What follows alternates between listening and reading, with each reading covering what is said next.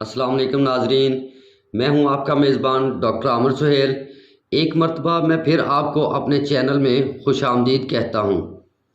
تو ناظرین، یہ ویڈیو بنانے کا مقصد یہ ہے کہ میں ان تمام بہنوں اور بھائیوں کی مدد کر سکوں جو طرح طرح کی بیماریوں میں مبتلا ہیں، ان کی بیماری کا انہیں علاج بھی بتا سکوں اور ان کی ان بیماریوں سے جان چھڑا سکوں۔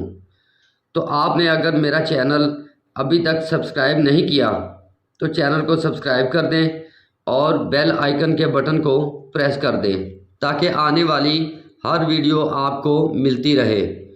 تو ناظرین، آج ہم جس بیماری کے علاج کی بات کریں گے اس کا نام آپ نے پہلے بھی سنا ہوگا، اور ہو سکتا ہے آپ میں سے کوئی اس بیماری کا شکار بھی ہو۔ میں جس بیماری کا علاج بتانے جا رہا ہوں اس کا نام گینٹھیا ہے۔ تو ناظرین، تمام جو بیماریاں ہیں، یعنی کہ 100 میں سے 99% جو بیماریاں ہیں وہ معدے کی وجہ سے ہوتی ہیں، یعنی کہ معدے کی خرابی کی وجہ سے ہوتی ہیں۔ اب بات یہ ہے کہ معدے کی خرابی کیوں ہوتی ہے؟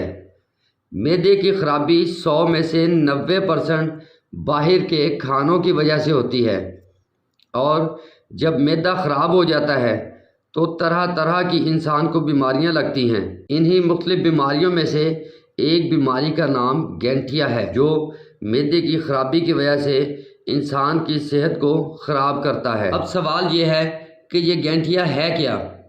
یہ معدے کی تیزابیت کی وجہ سے ہوتا ہے، اور جوڑوں کے اندر جو گیپ ہوتا ہے اس کے ختم ہو جانے کا نام گینٹھیا ہے۔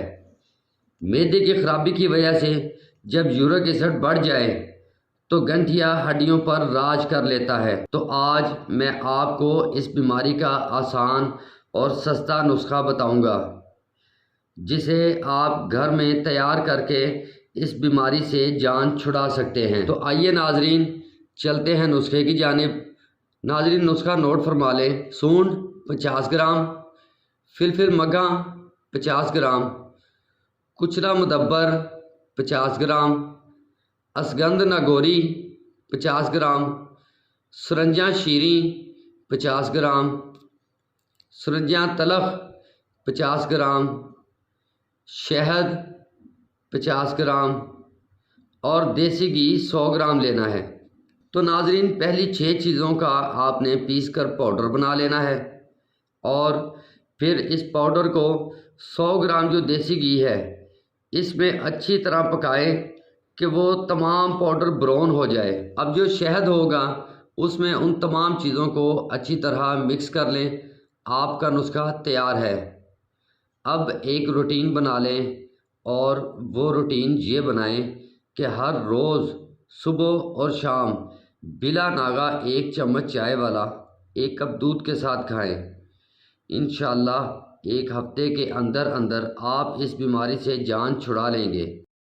تو ناظرین، اگر آپ کو ویڈیو اچھی لگے تو اس کو لائک کریں اور شیئر کریں تاکہ دوسرے لوگوں کو بھی فائدہ ہو سکے، اور کمنٹ باکس میں اپنی رائے ضرور دیجیے۔ اس کے ساتھ مجھے اجازت دیں۔ خدا حافظ۔